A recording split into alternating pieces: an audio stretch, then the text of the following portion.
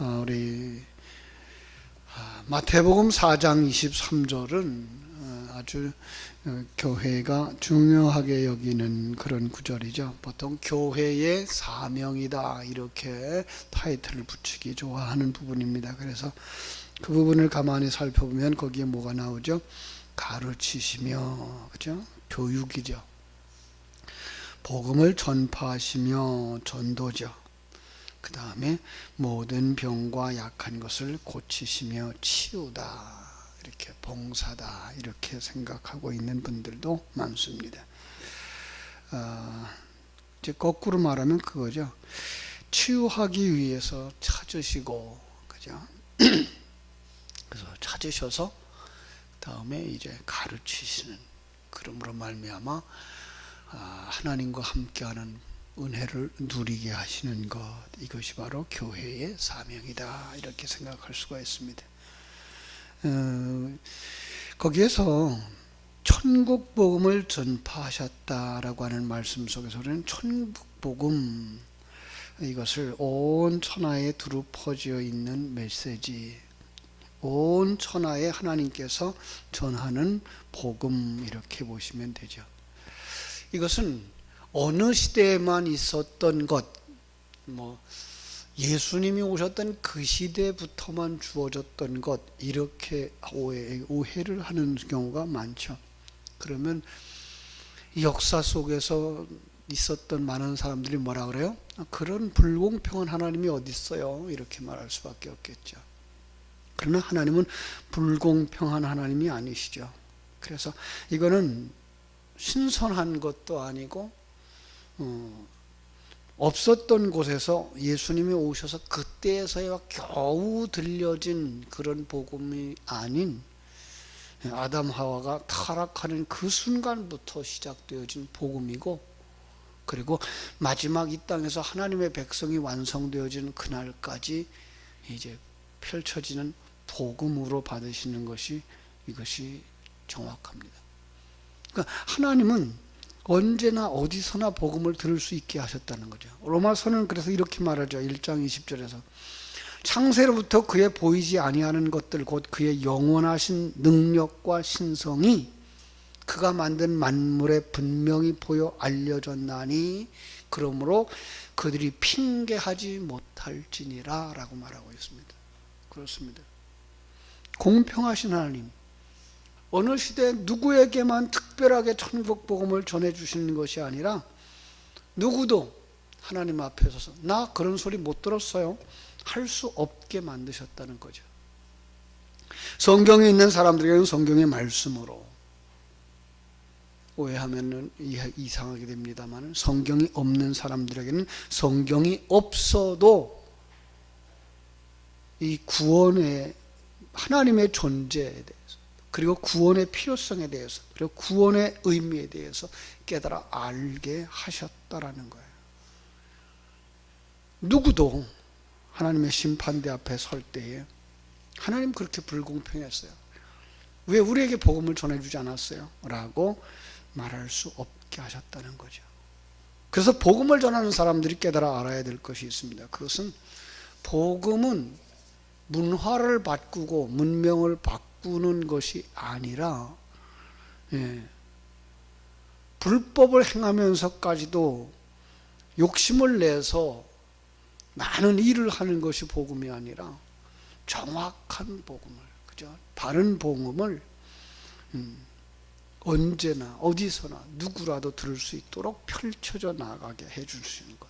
그래서 그가 한 번만 들었어도 그 한 번 듣는 설교 속에서 인간이 죄인이구나, 나라고 하는 건 참 큰 죄인이구나, 하나님이 우리를 사랑하셔서 구원의 길을 주셨구나, 바로 그 하나님을 믿는 것, 그리고 그것은 바로 십자가의 복음, 십자가라고 하는 것, 바로 자기를 부인하는 것, 그래서 자기의 주인을 바꾸는 것.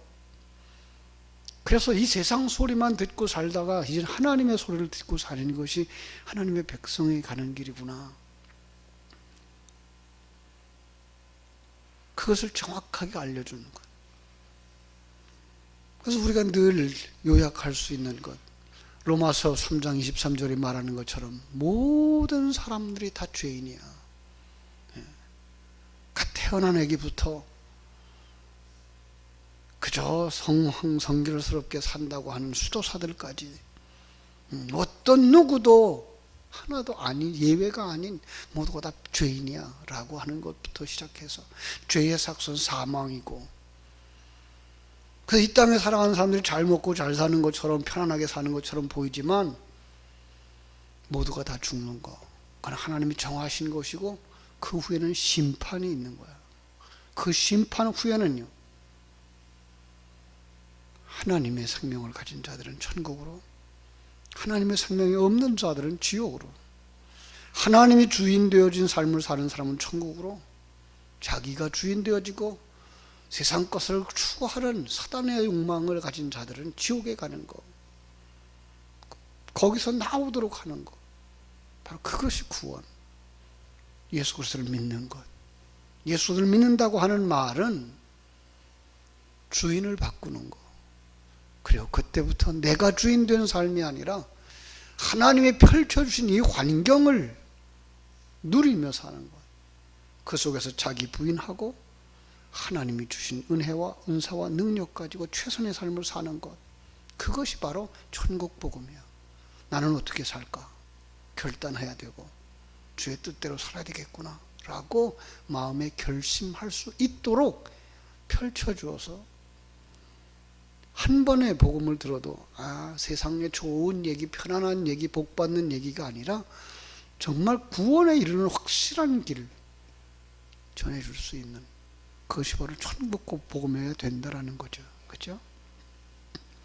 그래서 그것을 어떻게 요약해 주고 있느냐, 그게 이제 24절이죠. 한번 볼까요? 그 소문이 온 수리아에 퍼진지라 사람들이 모든 앓는 자, 곧 각종 병에 걸려서 고통을 당하는 자, 귀신 들린 자, 간질하는 자, 중풍병자를 데려오니 그들을 고치더라. 예. 여기서 중요한 말은 고치더라예요. 고치더라. 그리고 우리가 한 번쯤 살펴볼 수 있는 것, 모든 병든 자들이죠. 각종 병든, 모든 앓는 자, 곧 각종 병에 걸려서 고통당하는 자. 우리가 복음서를 쭉 살펴보고 사도행전을 쭉 살펴보면서 특별히 반복되어진 병자들의 이름이 나오죠. 소경이에요. 아주 대표적인 모습이 소경이에요. 예. 그런가 하면 귀머거리, 벙어리, 그죠? 귀머거리와 벙어리는 거의 같은 종류죠. 듣지 못하기 때문에 말하지 못한다 그래요. 하나님의 나라의 것을 듣지 못하면 하나님의 나라의 것을 말할 수 없는 거예요. 바로 이런 소경의 특징인 것으로 우리는 알 수 있도록 가르쳐 주신 거죠. 더 중요한 건 소경, 영적인 세계를 전혀 보지 못하는, 요한복음 9장이나 사도행전에 나오는 이제 사울이 그 사도행전 9장에서 개종할 때에 그가 눈먼 사건을 우리는 볼 수가 있죠. 볼 수 없는 거예요. 요한복음 9장에 나오는 소경, 나면서부터 소경된 자, 본래가 소경이에요. 타락한 자들의 모습. 어떻게, 왜? 하나님의 영광을 위하여 등장시켰던 거죠.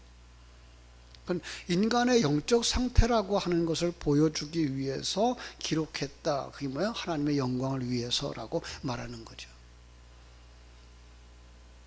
어떻게 치료되어지죠? 하나님의 입으로 나오는 말씀, 침이죠.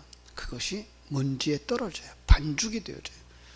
말씀과 먼지 같은 우리가 하나 되어지는 역사죠. 그리고 그게 너야 라고 우리의 귀에, 눈에다 붙여준 거예요. 우리의 모습인 거죠. 그리고 그에게 말씀하시는 거야. 실로암에 가서 씻어라. 순종이죠. 하나님의 보내심을 받는 곳. 문제는 순종할 것이냐 말 것이냐예요. 복음은 언제나 떨어져요. 복음은 정확한 복음은 떨어져요. 십자가 복음 떨어져요. 문제는 뭐예요?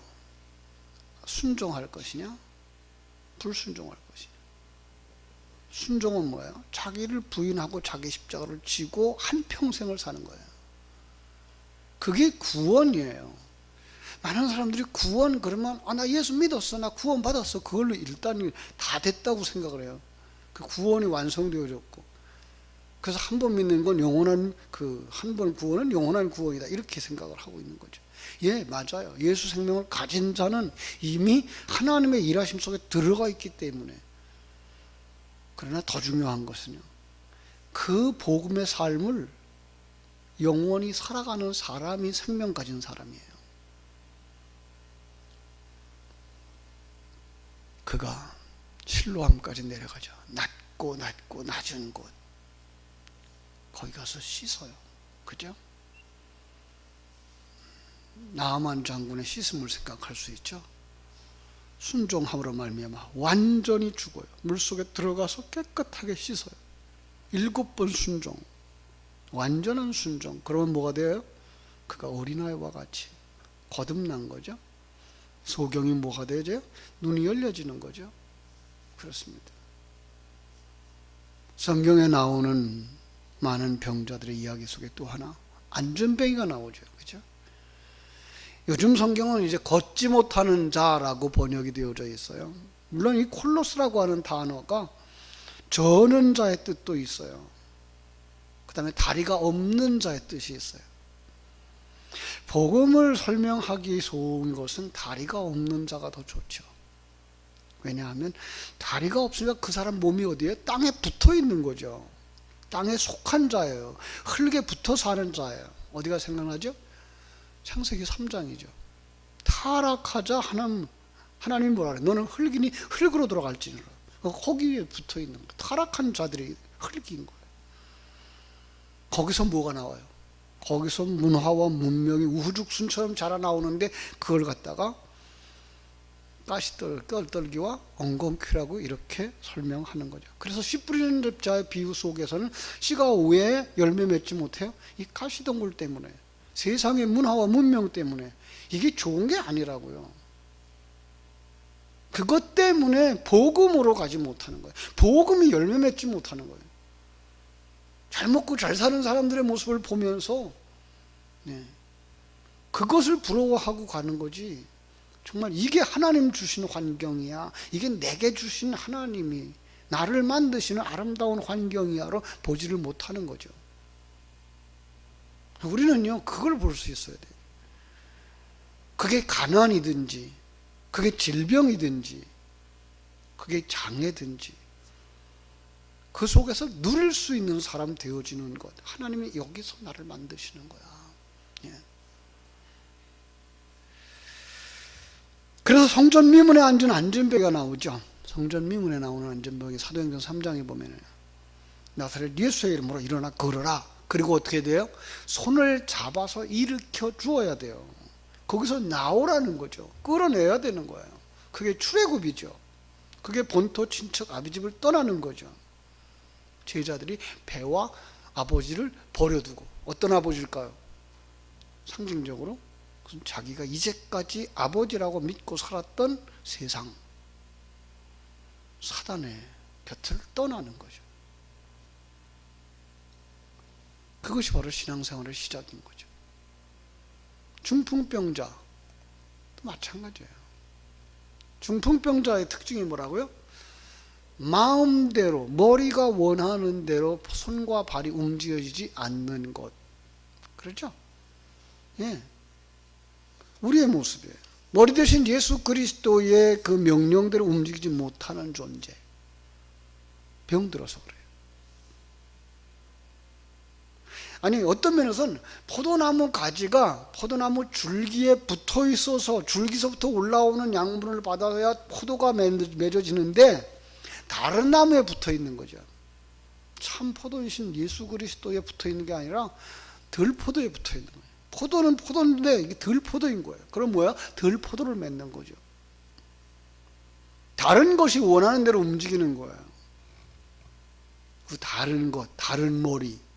그래서 성경 속의 성도의 죽음을 뭐라 그래요? 목배임을 당한 자예요. 하나님의 뜻을 거절하는 자가 주인 되어진 그 목을 베버리는 거죠. 사단을, 나를, 세속을, 그리고 목을 잘라버리고 거기에 뭐예요? 참머리이신 예수 그리스도를 접붙이는 거예요. 그게 진정한 치료인 거죠.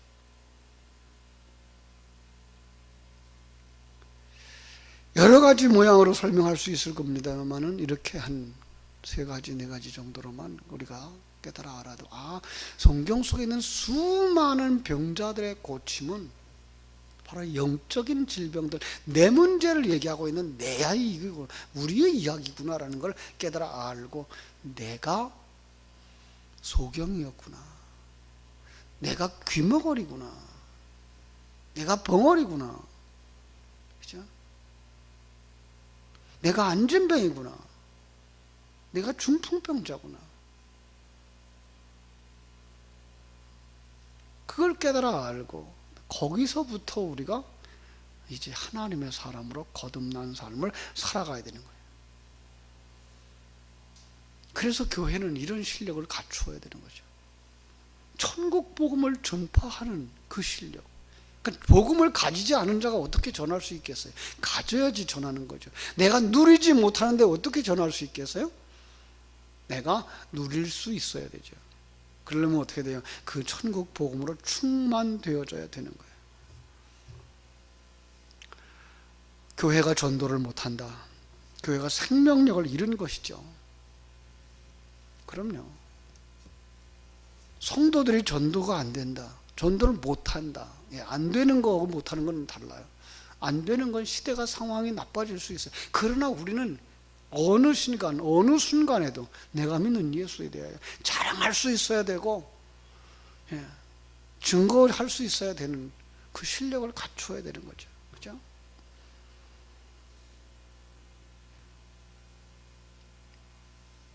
바로 앞에서 그 18절에서부터 22절까지 말씀 속에서 예수님이 제자들을 부르신 목적, 전파한 거예요. 그죠?